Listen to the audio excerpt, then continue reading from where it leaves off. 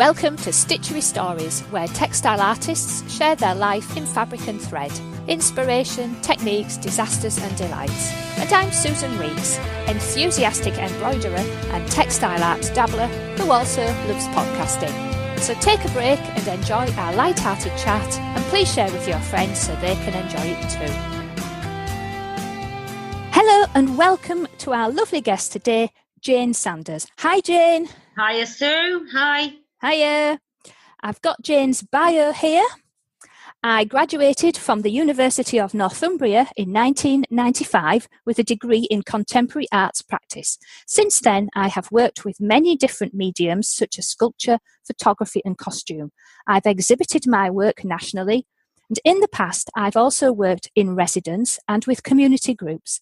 My work has always been concerned with popular culture. I've been using a sewing machine since I was really young, and whilst I qualified as a painter, I think I've actually learned to paint with the sewing machine. Being a child of the 70s and 80s, handicrafts were really popular, and I find I use a lot of the same techniques even now, such as applique, embroidery and beading. But the difference being, instead of making a cushion cover with an owl on it, I will produce a badass, vibrant portrait of, for example, Gene Simmons from Kiss. I use... Don't get me laughing. Yeah. I use pop stars as my subject matter, as I am obsessed with music and I want to do pictures of my heroes. I love the iconography of the pop celebrities and I am fascinated with their lives and performances. I always try to look for a different angle with the portraits, and I often use mixed media portrait, something deeper about my subject. I love it that everyone that sees the exhibition will find someone to relate to. Familiar faces presented in a whole new light. Portraits range from Billie Holiday, Bowie and the Stones to contemporary artists like Dave Grohl, Paloma Faith and Rag and Bone Man. I make my work on a 1960s Singer fashion-made sewing machine in my kitchen, surrounded by chaos, my two daughters, a greyhound called Fred, in a tiny house in Cox Lodge. I love to listen to the music of whoever I am sewing at the time. Brilliant. Really good. Makes me sound really old, doesn't it? Child of the 80s. Oh, well, you're not as old as me. Oh, well. So we did both attend the University of Northumbria, although, of course, I'm really dating myself. It was the Poly when I was there, and I did business studies a good, 10 years before you. So there we are. Right, okay. Yeah. Right, we never met, yeah. Yes, no, our paths won't have crossed. And I would just like to say as well, we were just chatting about the power and usefulness of Instagram. Now, I actually came across your art on Instagram, and also one of the ladies who I chatted to a couple of weeks ago, Bridget from the Profanity Embroidery Group, she'd also said to me, "Oh, will you chat with Jane, Stitching in the Kitchen? She does fab pop portraits." So I said, oh yes, she's already on my list. So there we are. We never know who's stalking us, do we, on Instagram? No, we don't. Instagram's brilliant. Having exhibited before, like, the internet got in full flow, it was such a hassle to get exhibitions and get yourself seen, and it was really impossible, and you had to go to all the openings and kind of brown nose people. But now you've got a worldwide audience. Absolutely, to do. It's really changed my life. Like, being an artist, being on Instagram, and it just grows. It organically just grows. It does, and that is a really good point there about the ease of things like Instagram and the importance of being able to use social media now to find a worldwide audience for our... Yeah, and also I found so many brilliant new textile artists as well through Instagram that I never ever would have come across. Exactly. It is really great, isn't it, to be able to just kind of browse through and then oops, you've lost another hour of your life, haven't you, because you've been engrossed in Instagram. As my guest last week was talking about, you get lost in Pinterest as well, so there's another one. Yeah, I know. And the audience, I've seen the same of the audience growing for this particular podcast very quickly. I mean, to say I started with 3 friends from Yorkshire at the end of July, very quickly I was getting emails and follows and likes and friend requests from people literally all over the world. Australia, New Zealand, up in Alaska, and anywhere in between. So it is absolutely fascinating. Well, I would say that because obviously I'm into internet marketing and so on, but it's fascinating how we can reach people now. I think the rise in textile art in itself as well is really interesting. Yes. People are suddenly interested in it as a legitimate art form, whereas before it was a craft, wasn't it? It was a handicraft. It was a handicraft, and it was ladies sitting around doing delicate little bits of embroidery, and we still have a bit of a laugh with them. Friends of mine, I'm in the Embroiderers Guild, and I think there's still some of that. Old school. Yeah. Yes, there's still that kind of impression, but it couldn't be further from the truth. There's fantastic work being done by people, so brilliant. Yeah, I mean, its roots are in domesticity, but there's some real racy work going on. There absolutely is. Back to the profanity embroidery group for a start off. Yeah, there you go. Yeah, exactly. Now then, Jane, before we ramble on about Instagram anymore, would you like to share with us what you are working on and what has got you excited other than Instagram? Well, look, I mean, as you know, I do these portraits, and all the subject matter is rock and roll stars, musicians. Yes. And I would describe it sounds cheesy, but like rock and roll applique. Yes. Can applique be rock and roll? Oh, I think so. Yes. Well, you've made it. You've made it rock and roll. Exactly, yeah. So the portrait I'm working on at the moment, I'm looking at it now, is Nina Simone. Nina Simone. Yes, I've been watching that progress, and you've just finished a young Michael Jackson as well, haven't you? I've just done the young Michael Jackson. Yeah.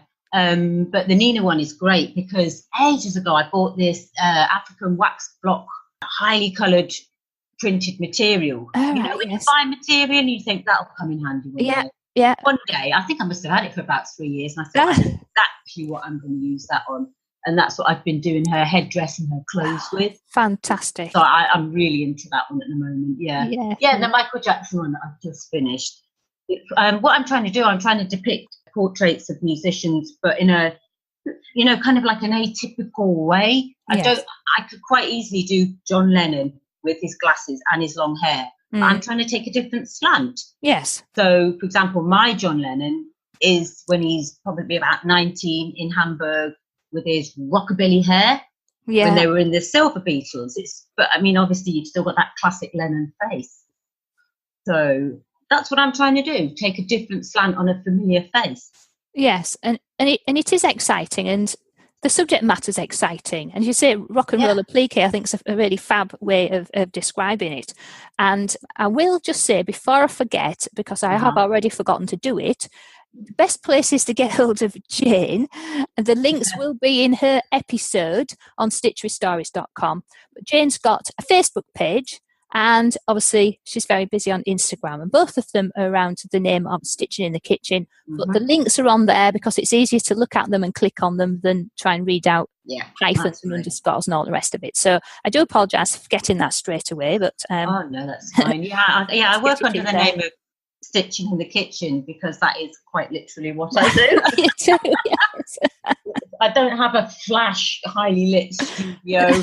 I work in the corner of my kitchen, surrounded by clutter, rubbish, dinner, the lot. But that's where I've got to be, I think, as a female artist with kids, with not very much money, single parent. That's where I've got to be. But it doesn't matter where I am. I can produce good, colourful, bright work. So yes, and please just everybody go and look at. I'll be sharing some of the images from Jane's portraits. They are absolutely fantastic. They are just so beautiful. They are so realistic in a lot of respects. They're just wonderful. And you did Boy George not so long back with his teapot hat, and that was brilliant. I've been after doing him for years.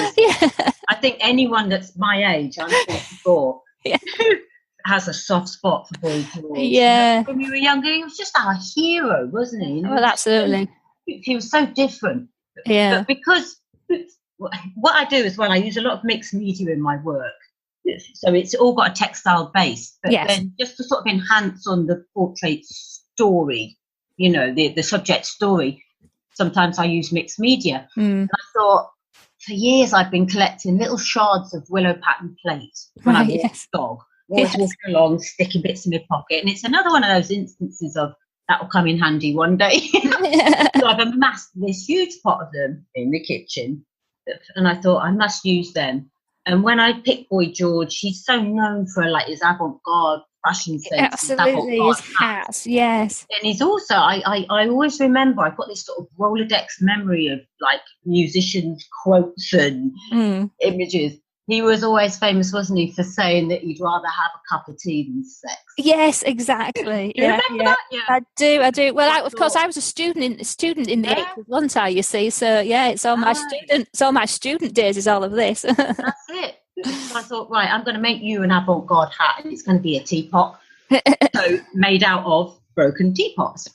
So, but on his, the textile machine face. Yeah. And he's such a fantastic subject, with his makeup. Oh, yes. Because I don't just stitch on the fabric. I'll use like graphite for extra shading, and I use quite a lot of cosmetics as well. So obviously, that's a good idea. I was going to ask you, one of the questions is like, how would you make them look so real?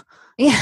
Well, I always use a basis of stitch work with about 3 or 4 different skin tones within them.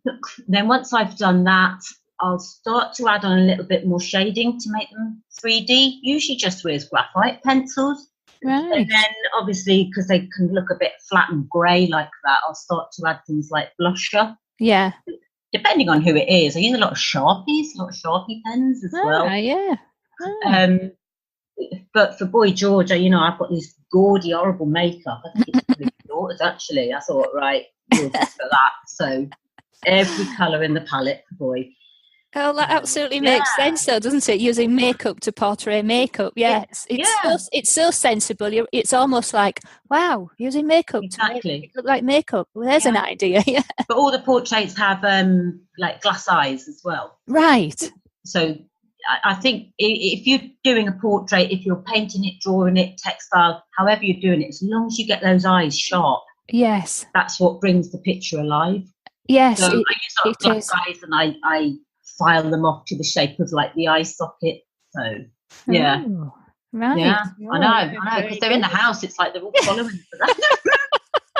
Have you got a pot of those as well? A pot of glass eyes lying around in the kitchen? I have. People think it's really fun. I've got a tin full of eyes, full of different coloured eyes. So, that's fab. Oh dear. Right, now, you've mentioned that you're kind of trained and qualified as a painter. How did you first get interested in the embroidery? You were saying there about kind of doing it when you were a youngster. What got you on the way of making the portraits, do you think, Jane, from that early creative start? Well, I'd always, probably like everybody else, my mum taught me to sew. And foolishly, she taught me how to use a sewing machine. I mean, God knows how, but her sewing machine, I don't know if this was popular to do it. It used to be like a manual sewing machine with a handle. Yeah. And somebody put a motor on it. So yeah, do you know, we had one. Yeah. Somebody had put a motor on me grandma's Singer, I think. Yeah. How unsafe is that? Yeah, anyway, I had one. I've been there, done it, seen it, yeah. You still got it. It still works. Anyway, so she taught me to use that. So I'd always had that skill. But then when I went to uni, it was called contemporary arts practice. So that was over a lot of disciplines, but I did specialise in painting. But I always used mixed media on it as well. Right. Started making a lot of costumes and photographic costumes, that kind of thing. But my love was always sewing. That was always the part of the picture that I loved the most. So it seemed quite natural for me to kind of learn to draw with the sewing machine and learn to paint with the sewing machine. And once I'd sort of perfected that, I thought, you know what, I haven't seen anything like this before. And I think as an artist, you're always looking for the thing you've never seen before, aren't you? Yes, that's you're always trying to create something new. Your own stuff, yeah. And my subject matter, I just love music. I'm obsessed with music. I've never grown up from being that kid that plastered the walls with pictures. Yeah. Even my house now, I've got pictures of my kids next to Mick Jagger and stuff like that. So I just wanted to marry the two together. Yeah. I suppose, if you like flowers, you paint flowers. I like music, I make music. Yeah, I do pictures of music. Yeah. Brilliant. Yeah. And I really like the range of people. You aren't just stuck in a groove of new people or old people. It's just across the genre, across the ages, a whole range of people and styles, etc. So that's, that for me was a real standout as well. Yeah, I love variety. the iconography of the pop star. You know, my influences have never really been painters or sculptors. I was really influenced by people like Annie Leibovitz and like the NME photographers like Penny Smith and Kevin Cummins. Because they always took a totally different slant of a rock star. It was never the classic stand in front of a white screen. It was something completely different. Yes. So I suppose that's sort of what I'm trying to emulate and put my own slant on it. Yeah, in fabric and thread and bits of glass eyes and broken teapots. Yeah, and all sorts of stuff. Yeah, it's such a versatile material to use, fabric, because there's so much you can do with it, and the 3D element of it really appeals to me. And the fact that you can add this mixed media in means that when people come and see my exhibitions, I don't want to blow my own trumpet, but I feel like they don't just scan past my pictures. No, they really stand and really study them and look at how a nutcase like me's made them. So I'm just trying to draw the viewer in all the time. Yes, and certainly the ones I've seen on Instagram and kind of followed what you've been doing, they are very, they make you want to stop and stare and look a bit more and look again because there's something else to look at. So super. And so you've touched on this a bit in terms of favourite techniques. You've explained a bit about, what you've been doing. How have you developed those techniques, Jane, and why do you like the ones that you've picked so much? Well, I really do think it all harks back to being this child of the 80s, 70s. Do you remember, like, handicrafts was so in, weren't they? Oh, absolutely. I had this great big book. It was yellow and it had this like stuffed dog on, and I used to love it because I went through and there was when macrame was a thing. I had money for this like damn rope and string and then beads, wooden beads, and I used to make like macrame owls and pot hangers to hang your dusty old spider plant in and all that kind of things. Oh dear, but there was this whole book and I would work my way through it, and there was some random things. Those pictures with nails and the metallic, shiny Lorex wool stuff, hammer and thread. Hammer and thread, they call that, So there was all sorts of really. We were always doing stuff like that in our house. I patchwork, and I suppose that taught me the techniques of sewing, using a sewing machine and hand sewing. But when it comes to, beading and embroidery, I learnt the techniques when I was a kid, and I've just progressed and moved them into something else. Yes. So instead of beading a chatty little pincushion that you might make, I'm beading Jimi Hendrix's hair. Yeah. So it's just pushing that sort of domestic.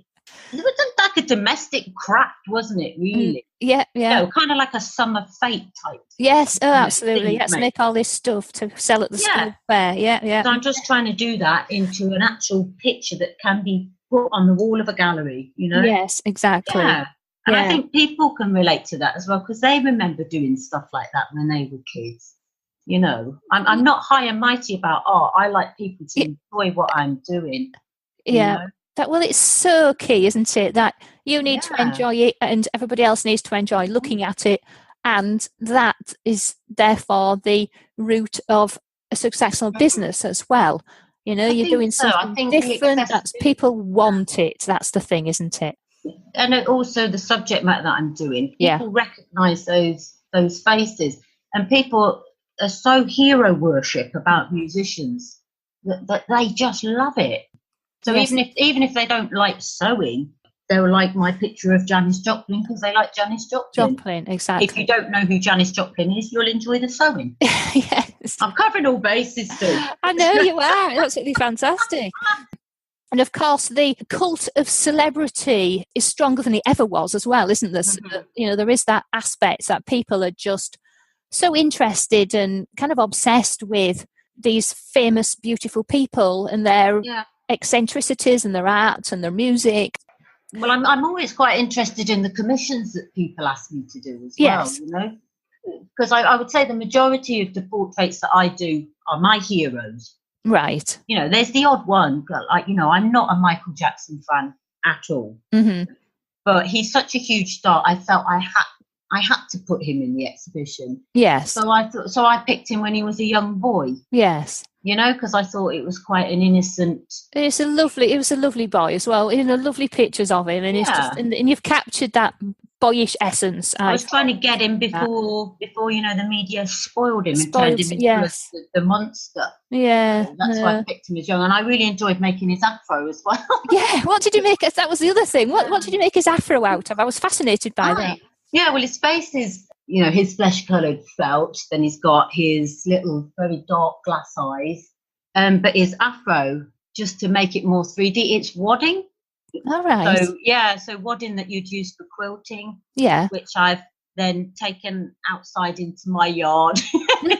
My neighbours hate me. Outside into my yard, and I sprayed it with I think it's like a black enamel. All right. So I've done that. So it looks really good. It's really effective. It's really 3D. Yeah, and that's where a picture loses the reality of what you've actually done. I would never have dreamt that you'd been spraying wadding. So how did you come up with that technique? Oh, well, I mean, I have so many bits and bobs in this house because I'm a bit of a hoarder. Right. That I just look at a picture and think, I've got something upstairs in the drawer that will do for that. Or, you know, where's that pile of broken necklaces that I kept in 1992? I use that for Debbie Harry's hair. Or like, you know, like walking the dog, I went through a season where the birds were all losing their feathers. Yeah. So I thought, they'll come in handy for something. So I collected lots of them, and I put that on Jimi Hendrix. That's it. Yeah, I'm going to say I've seen one with loads of like an Indian feathered headdress. That's right. Yeah, fantastic. Jimi Hendrix. That's it. I couldn't remember who it was. Yeah. Well, I was thinking, well, crikey, you've collected a lot of feathers there. So. Yeah. Well, I mean, the baseline face of him is textile and sewn, but I wanted to sort of cast a nod to his heritage. He's, you know, Navajo. So I've copied kind of a Navajo war bonnet, but obviously. And made it out of probably like pigeon feathers, really, to be honest. Pies or something, I think was in there as well. Yeah. Come in handy for something. That's my motto, you know. And you know, I absolutely love that. Yeah, quite a lot of my guests have got that same recycling, upcycling. Well, this is what I have, so what can I do with it kind of thing, which is really actually quite refreshing, rather than I need to go and buy something, and then what how the hell do you buy some of these things? You wouldn't know where to start because you can't, can you? Some of these things, you can only make it from the stuff you've got lying around that you didn't quite know what on earth you were going to do with it. But whoa, now I can make some hair out of it, or a headdress or whatever. Yeah. Throw nothing away. That's my motto. Yeah. Oh dear, can you still get in through the door? I can. It's just smashed. If you open any kind of cupboard, you'd be covered. People give me things as well. That doesn't help. Yeah, that was like Annie from a couple of weeks ago. She said she keeps coming home with all sorts of things. People give it to her because they don't want to throw it away, and they know that she won't. So exactly. Jewelry. I get a lot of like horrible costume jewelry, but I can pick that apart. So. Yeah, and do something else with it. Yeah. Oh, brilliant. So what would you say therefore, Jane, out of all of this, what's been the high point of your textile art and embroidery journey so far? I think the high point for me was the exhibition that I had in November. Right, and where was that? Right, well, that was in the Arts Centre in Washington. So it's up here in the Northeast. Yeah. But I've been making that work solidly for a year and trying to build interest through Instagram and social media. And then I just emailed them and said, can I show my work? Because the gallery is so beautiful. But the high point for me was seeing it all together in one room. Yeah. And it just looked fantastic. It was such a colourful exhibition. And it was so popular that the gallery asked me to keep it on for another 3 weeks. Right, fantastic. And then also because that space has a theatre and a concert hall and workshops through it, I was getting messages on Facebook of people saying, you know, I was walking through, taking my daughter to a concert, and I saw your work, and I just thought I had to tell you how great it was. It was lovely, you know. Oh, fantastic! Yeah, but to see it all together. Yeah, I bet it was such a sense of achievement. You must have been very proud. Yeah, it was. I had 41 images in there. Wow, 41 pictures. Yeah. There was something for everybody, you know. Fantastic. That's a real highlight to have your own exhibition with so many pieces in. And that brings me on to the thing I've noticed about your posting on Instagram. You seem to have no sooner finished somebody than, now I've got Michael Jackson on the go, and then it's like, a week later, Nina Simone's on the go now, and it's like, Boy George has just been finished. It's like, wow, you're very prolific. I am. I honestly, I'm just on it all the time. I really am. Yeah. But I think if you want to get somewhere, you've got to work hard, haven't you? So... Well, you do. You can't create an exhibition by not doing any artwork. So exactly. So I'm pretty quick, and I'm very focused. Yes. I get quite obsessive about it. Often, when my daughter's in bed and it'll be quite dark, I think I could just finish that off, and I'll come. I'm a nutter. I'll come back downstairs and very quietly put the machine on and finish something. So, but you have to make the most of the time that you get. I'm a single mum as well, and it's like, well, what can I fit in around this thing or that thing, or that's right. Same thing. I work online, I work with people all over the world, so it's like, I've got this evening is a classic example. I've got a meeting at 9:30, so it's fitting in, and that's how you make the best of your time that you have as well. The people who say, oh crikey, how do you get so much done? Mm-hmm. Well, that's because actually, me personally, I hardly ever watch telly, for example, and it sounds if you know exactly. So that's where a lot of people's time just vanishes, isn't it? They just sit there staring at the telly all day long. So I think so. Yeah. Anyway, before I get on the television rant, I think as well. I think the nature of being a female artist, especially a female artist with kids.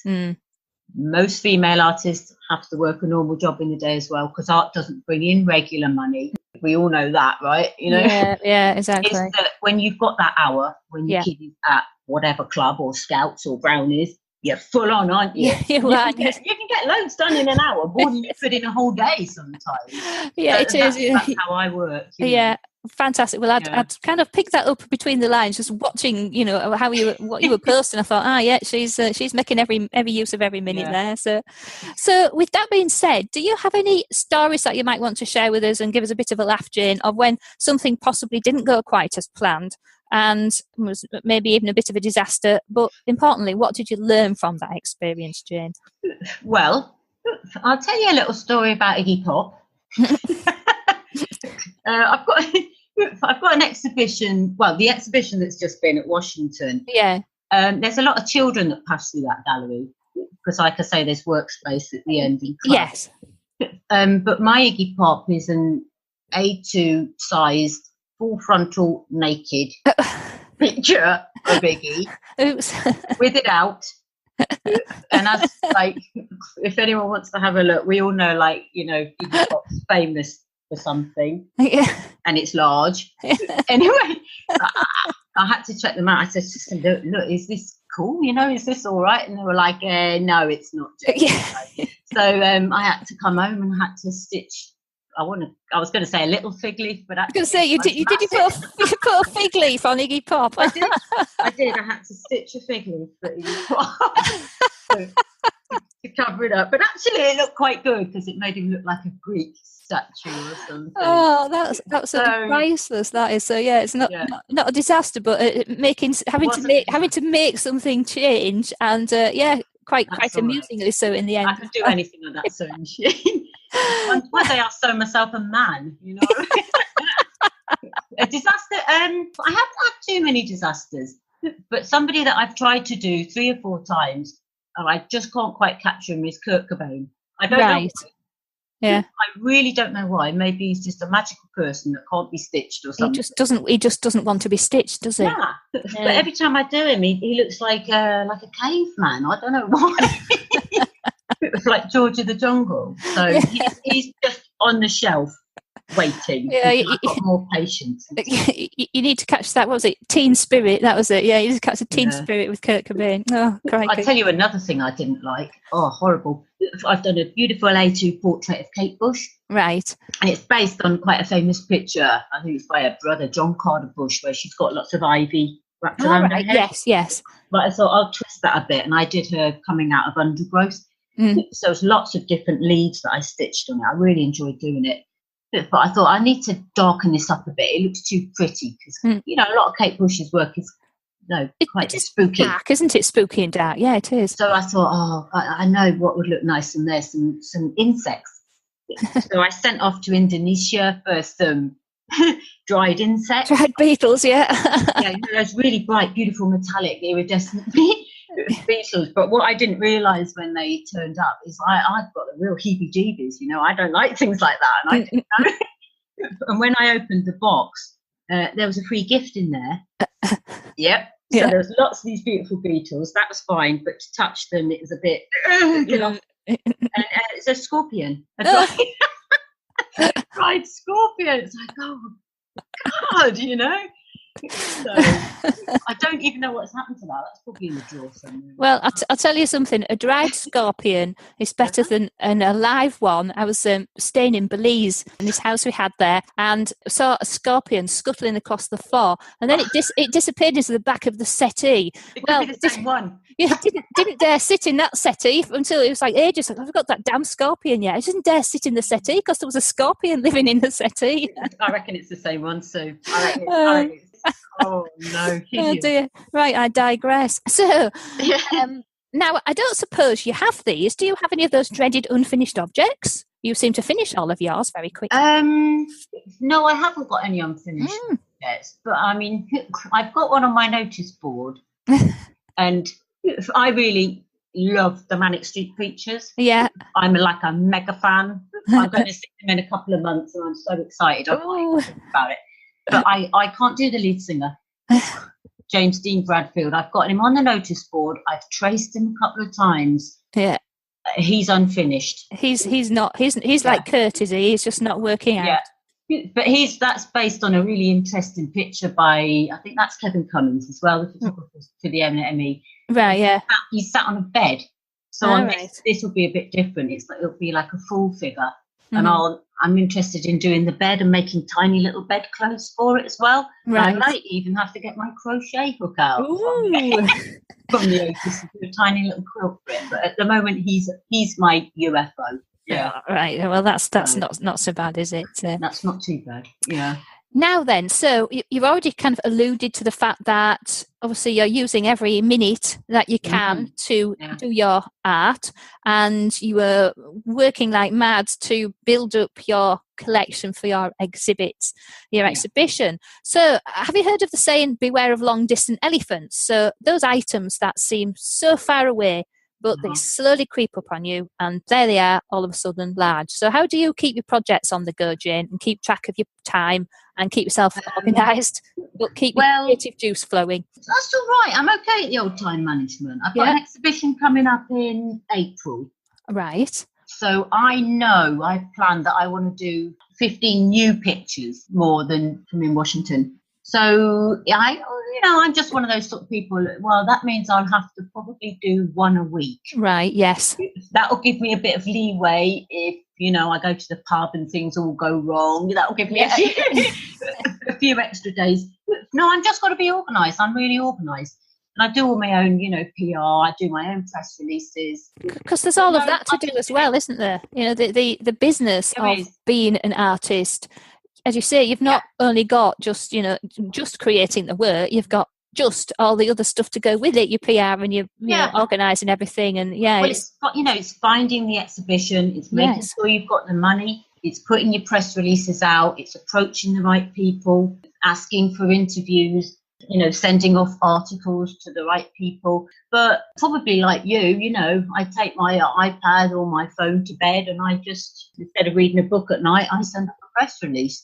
Do bits and pieces as you can, So I'm okay. I'm all right, actually, with the time thing. I'm quite an organised person. I've got to be. Well, exactly. Fantastic. And before I forget to ask, so where's this upcoming exhibition then, Jane? Oh, right. Okay. So the up-and-coming exhibition is at the People's Theatre. Oh, yeah, in Heaton. Yeah, that's right. Yeah. Yay. Yeah, no, they've got a new foyer gallery there now, and that's subsidised by the Biscuit Factory Foundation, charitable money. So the gallery is really nice now. So that runs from the 17th of April to the 18th of May. Right. Preview 16th of April if anyone wants to come and have a drink of wine with me. Ooh, sounds good. I wish I was up there again. I'd be there with a shot, Jane, having a wine with you. Come on. So that'll be good, and I'm interested in that as well because the show that's on in the theatre is Train Spotting. Right. Which is brilliant, you know, because you couldn't get a more apt show for my work. No. So synonymous with pop music. Yeah. And also I'm hoping that the sort of crowd that goes to see that will be interested in my work as well because it's based in popular culture. You know? Yeah. Well, that's a good match then, isn't it? Yeah. So are you putting anybody from Train Spotting in? Well, I'm thinking I might do Lou Reed because you know, the Perfect Day song that was so featured in there. So I'm thinking I might have a crack at him. He's got quite an interesting lined face. Yes. Yeah, I like doing people with liney faces. Yeah, it's more sewing. You can do more sewing, can't you? It is more sewing, but a lot like one of my most popular pieces is a Keith Richards. Right, okay, yes. I've seen him. Yeah, he's got lots of lines, hasn't he? Keith Richards is an old man, but not just for his face, largely for his gnarled hand as well, and the cigarette smoke. Yeah. So, yeah. And the real cigarette. Have you ever done Susie Sue? I used to love her, Susie and the Banshees. She was just like my goddess. I love her. Yeah, I tell you what, I started doing a series of just pop stars' eyes, like because I thought if I did some smaller ones, I could knock them out quicker. Yeah. It didn't quite work because I did lots of beading and detail on them. So I did 3 sets of eyes. So I did Gene Simmons from Kiss. Yeah. I did Marilyn Manson. Yeah. He's got that, you know, kind of contact lenses where he's got one white eye. Yeah. One of the sets of eyes was Susie Sue. Oh, she had gorgeous eyes. She's beautiful. Actually, like some of the subjects that I choose, I'd like to do, they've got so many different looks. I could do 2 or 3 almost. Yeah. The same ones. You know, like, for example, the David Bowie that I did was like his Ziggy Stardust. Yeah, again, very colourful era. Yeah. You could pick multitude, you know, so many different Bowie looks, couldn't you? Well, they've all evolved, haven't they, that much? Right, Jane, brilliant. So you've told us about your exhibition coming up. Have you kind of quickly got anything else to share with us? What's coming up in the next 6 to 12 months for us? No, I haven't got anything else. I've just got this exhibition and then I guess I'll carry on, enter as many competitions as I can. Finding textile competitions isn't easy. Have you noticed that? There seems to be many of them around there. And then I just want to grow my work. I want to do much bigger pictures and I'm interested in almost doing life-size portrayals of my subject matter as well. Right. Oh, that'd be a big... Yeah. You have to find some space to do that, won't you? Need a bigger kitchen. Yeah, you do. You need a bigger kitchen, won't you? I should move the table out further. You can see you have to get rid of the kids and the dog, and then you've got more space. Exactly. So. well, on that note, thank you so much, Jane, for sharing your wonderful Stitchery story with us today. It's been an absolute hoot and absolutely fascinating finding out more about you and your wonderful portraits. So anyone wanting to know more about you, the links are in the episode notes, but particularly Instagram and your Facebook page. Yeah. And there we are. Thank you. That's been absolutely fantastic, Jane. Thank you. Thanks, Sue. I've enjoyed that. Well, it's been a pleasure. Okay, bye. Bye. If you liked this episode and want to hear more, then please join the Stitchery Stories fan club so you can get an email when a new episode is released. It's a quick and easy way of listening and of keeping up with any news and offers from our lovely guests. Please visit stitcherystories.com to join the fan club. Of course, if you have iTunes, then subscribe there to automatically get new episodes, and why not leave us a review and rating whilst you are there. So that is the end of our Stitchery story for today. So keep stitching, keep smiling, and keep creating your very own Stitchery stories.